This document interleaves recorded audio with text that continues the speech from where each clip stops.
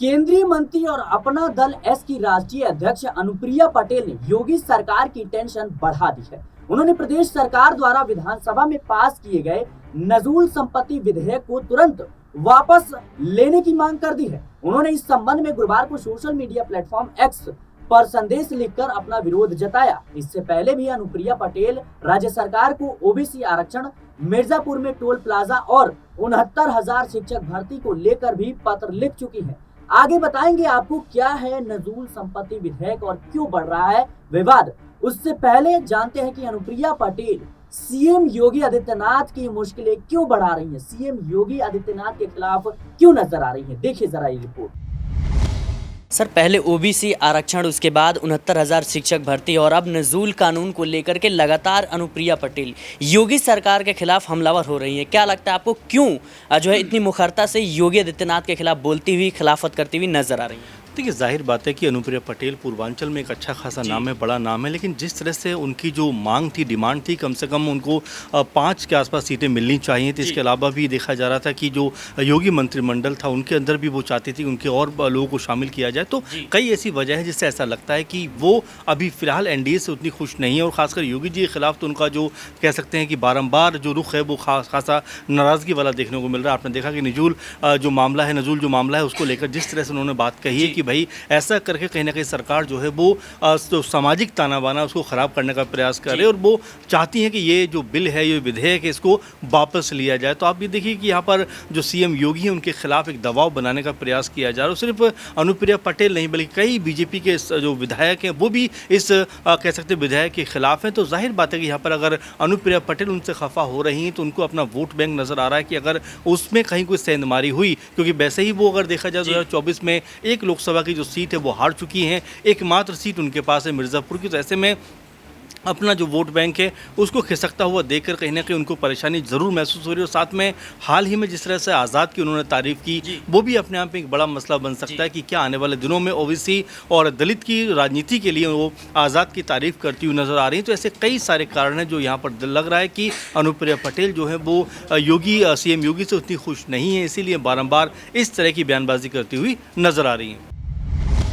अनुप्रिया पटेल ने social media पर लिखा कि नजूल भूमि संबंधी विधेयक को विमर्श के लिए विधान परिषद की प्रवर समिति को आज भेज दिया गया है। व्यापक विमर्श के बिना लाए गए नजूल भूमि संबंधी विधेयक के बारे में मेरा स्पष्ट मानना है कि यह विधेयक न सिर्फ गैर जरूरी है बल्कि आम जनमानस की भावनाओं के विपरीत भी है। उत्तर प्रदेश सरकार को इस विधेयक को तत्काल वापस लेना चाहिए और इस मामले में जिन अधिकारियों ने गुमराह किया है उनके खिलाफ सख्त कार्रवाई होनी चाहिए।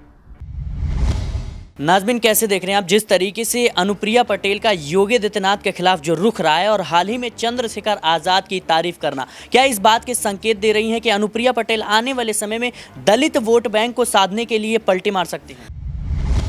अनुप्रिया पटेल की बात करें, केंद्रीय मंत्री बन जाती हैं, उसके बाद ही यहाँ पर वो अपने तेवर दिखाती हुई नजर आती हैं, या कहें कि अपनी ही सरकार को घेरती हैं। चाहे वो ओबीसी SC ST आरक्षण का मुद्दा हो, चाहे यहाँ पर नजूल विधेयक का मुद्दा हो, चाहे यहाँ पर राजा भैया के समर्थन में फिर से उतरना हो, चाहे फिर चंद्रशेखर आज़ाद का समर्थन करना हो, क्योंकि ये मुद्दे अब ऐसे देखे जा रहे हैं कि अब सरकार के तहत रहकर अनुप्रिया पटेल कार्य नहीं कर रही है, बल्कि वो आवाज़ बनती हुई नजर आ रही है पिछड़े वर्गों की। वो खुद कहती हैं कि अगर मुझे पिछड़े वर्गों के लिए अपनी सरकार के खिलाफ भी उतरना पड़े तो मैं उसके लिए भी तैयार हूं, और वही कदम अब अनुप्रिया पटेल उठाती हुई नजर आ रही हैं। सदन के अंदर आरक्षण का मुद्दा चंद्रशेखर आज़ाद ने उठाया और इसी मुद्दे का समर्थन सदन के बाहर अनुप्रिया पटेल ने किया। और नजूल विधेयक का जो मुद्दा उठता है, जहां पर यह दावा किया जाता है कि सरकार जिस विधेयक को ला रही है ये सरासर आम जनता के खिलाफ है। यहाँ पर सरकार ज़मीनों पर अपना कब्जा चाहती है, कहीं ना कहीं ये दिखाने की कोशिश की गई। तो अनुप्रिया पटेल ने साफ शब्दों में ये कह दिया कि यहाँ पर सरकार को पहले इस पर विचार विमर्श करना चाहिए। जल्दबाजी में इस विधेयक को लाया गया है, जिसलिए अब यहाँ पर इसका विरोध साफ तौर पर होता हुआ नजर आता है। अब आप ये देखिए कि जहाँ राजा भैया की बात करें, वो तो ये कहते हैं कि जिस ज़मीनों की आप बात कर रहे हैं यहाँ पर इलाहाबाद हाईकोर्ट भी आता है, क्या इसके उसके तहत आप उसको भी हड़प लेंगे या उसको भी सरकारी ज़मीन में हिस्सेदारी बनाते हुए नजर आएंगे। तो तमाम यहाँ पर इस विधेयक के ज़रिए आरोप उनकी ही सरकार द्वारा लगाए गए, उनकी ही सहयोगी पार्टियां द्वारा लगाए गए। अब मुद्दे यहाँ पर दो हैं उत्तर प्रदेश में, और दोनों ही मुद्दों के ज़रिए अनुप्रिया पटेल भारतीय जनता पार्टी के सामने खड़ी तो है, लेकिन बगावत करने की बात करें तो अभी उपचुनाव भी हैं, फिर विधानसभा चुनाव भी हैं। ऐसी स्थिति में लगता है कि अनुप्रिया पटेल भारतीय जनता पार्टी के साथ जुड़ी रहेंगी। ये मुद्दे ऐसे हैं जहां पर अपनी सरकार को घेरना जरूरी हो जाता है। दरअसल बुधवार को विधानसभा में नजूल भूमि संबंधी विधेयक पास होने के बाद कुछ विधायकों ने मुख्यमंत्री योगी आदित्यनाथ से मिलकर अपनी बात रखी थी, और आज सुबह भाजपा प्रदेश अध्यक्ष भूपेंद्र चौधरी, डिप्टी सीएम केशव प्रसाद मौर्य और ब्रजेश पाठक भी मुख्यमंत्री से सदन शुरू होने के पहले मिले। यह एक सहमति बनी कि विधान परिषद में सदन के नेता केशव प्रसाद मौर्य विधेयक को पटल पर रखेंगे और भूपेंद्र चौधरी इसे विचार के लिए प्रवर समिति में भेजने का प्रस्ताव रखेंगे। इसी के अनुसार विधान परिषद में गुरुवार को भूपेंद्र चौधरी के अनुरोध पर यह विधेयक विधान परिषद ने प्रवर समिति को भेज दिया। प्रवर समिति अब इस विधेयक के बिंदुओं पर मंथन करने के बाद जरूरी संशोधनों के साथ पुनः इसे विधान परिषद को भेज सकती है। इसमें अभी कितना वक्त लगेगा यह तय नहीं है। बहरहाल देखा जाए तो इस मामले को लेकर के पूरी तरीके से राजनीति गरमाई हुई।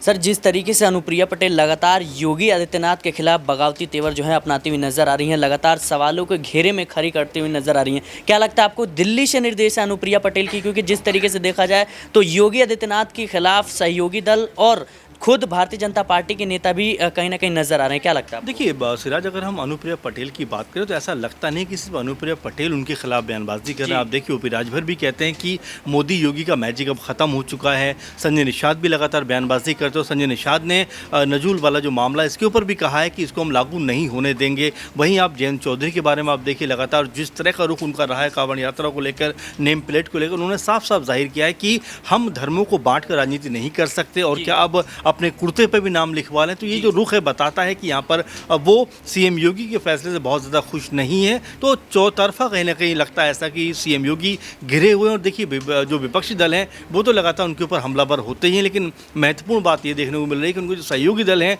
वो लगातार उनके ऊपर हमलावर हैं और लगातार दबाव बनाने का प्रयास कर रहे हैं। और देखिए राजा भैया ने भी विधानसभा के अंदर यही बात कही कि भाई ये विधेयक पास नहीं होना चाहिए। तो आप समझ सकते हैं यहाँ पर योगी जी को चौतरफा तरीके से घेरा जा रहा है ताकि यहाँ पर बीजेपी में जो अंदर ये लगातार लग रहा है कि कोई ऐसी खटास है जो आपस में दिखाई पड़ती है। जो बड़े नेता हैं, जो आलाकमान है, उनके बीच भी कोई तालमेल नज़र नहीं आता। और साथ में जो एनडीए कुनबा है वो भी लगातार योगी जी के ऊपर एक हमलावर तरीके नज़र आ रहा है, जिससे ऐसा लगता है कि योगी जी को थोड़ा सा दबाव में लाने का प्रयास किया जा रहा है।